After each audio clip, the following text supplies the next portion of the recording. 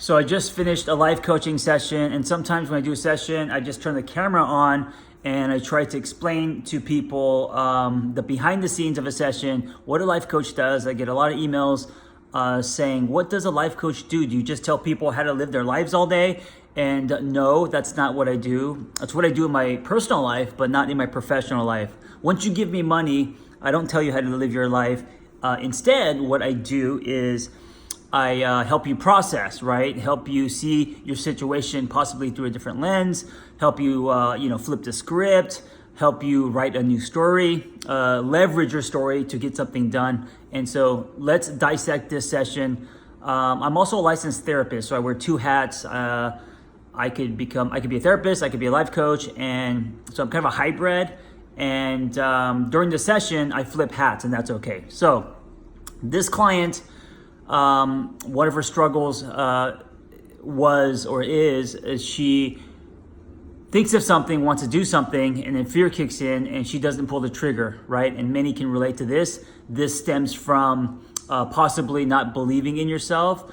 So in this instance, she wants to do something creative. She wants to do a podcast. A podcast is one of the things that she wants to do. And she's really excited about it, but she starts thinking, no one's going to listen, this is stupid, so she starts self-bashing. And so she doesn't execute, right? And so this is what I did. I asked her, first I started to think, what is the podcast? And I'm doing that not for the content, but I'm trying to get her to talk about it so she gets excited. So life coaching isn't just about being heady. Life coaching is about dropping down into a body and getting the client to feel something, right? So she started to talk about the podcast, and I would ask her questions that naturally got her excited about her idea, right? And then, of course, I announced that. I announced that by saying, I hear you getting really excited about this podcast. Tell me more, right? And so what you're doing is you're filling her cup. You're getting her excited about this project. And then you start looking for barriers. What are the blocks that are preventing her from the execution piece? And one of the things I do is I ask about the why, meaning why is this important? And then I'm going to be able to use that why to leverage her to push through her fears, right? And so her why was, of course, the logistic. There's the surface why, which is I want to do something that I'm passionate about. I have work, but I need to find something else that gets me excited, right? And that's kind of a surfacey why. It's a valid why. But underneath, there's a deeper why. And the deeper why was in growing up, she wasn't allowed to speak up. She was muted, right? She didn't exercise her muscle to express herself, right? So now she wants to do that more. And of course, because she hasn't exercised that muscle, it's going to be not only terrifying, but awkward and weird because she's not used to expressing herself. So that's one of her whys. Now, it took about 20 minutes to get there, but once you have that, now you have leverage. You have something that is connected to your client's story. And this is what's powerful. Always bring it back to the client and his or her story. So knowing that about her, right, that she grew up with a muzzle strapped to her mouth where she couldn't speak, not literally, but you know what I'm saying? So it doesn't matter if that was because of her family environment or society or her own self, to now pull that muzzle off and actually give her permission, give herself permission to speak, but more importantly, execute that, to give yourself that. And in this case, the format is through a podcast, right? It doesn't matter what the format is, right? What matters is that this person finally rips that muzzle off and allows herself to speak. So using the podcast now as a vehicle to exercise that muscle to allow your client to speak is the goal, right? That's the new North Star. So then I started talking about, okay, let's break it down. What are the logistics, right? A lot of life coaching is about a client having a goal, right? Asking the client what's getting in the way and then helping the client to overcome that goal. It's really simple. Through that process, you will go deeper and find out things about the client, limited beliefs, history, old patterns, all of this stuff that you start to untangle, right? It's like opening the hood of a car and finding out what's wrong so the engine runs better.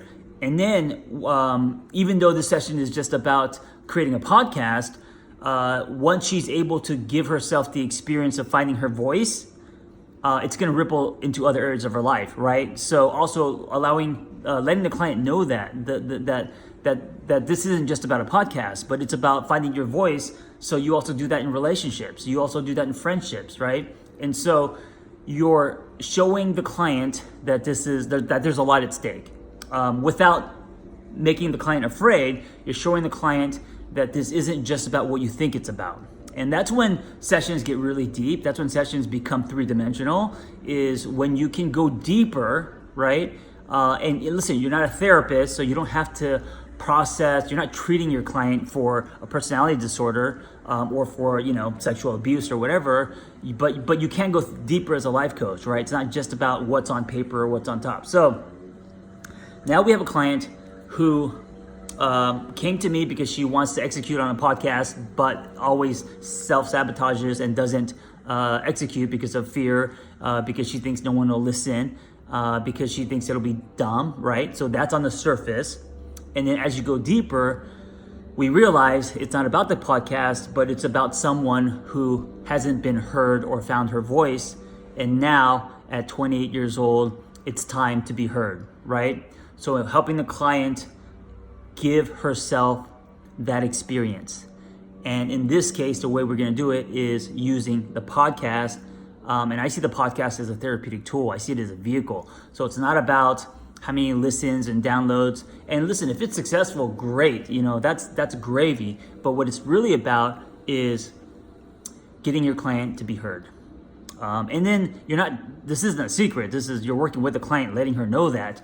And now there's some natural, organic motivation or drive because it's tied to her story, right? Now that when she starts a podcast and starts having doubts or thinks that no one's going to listen to it or whatever, she can think, this isn't about that. This is about me and finally being heard. So that's a great example of leveraging a client's story to get her to execute. And then I said, you're not just doing one podcast, you're going to commit to six episodes, right? And then at the end, of course, I give her homework. Your homework is just to do one episode.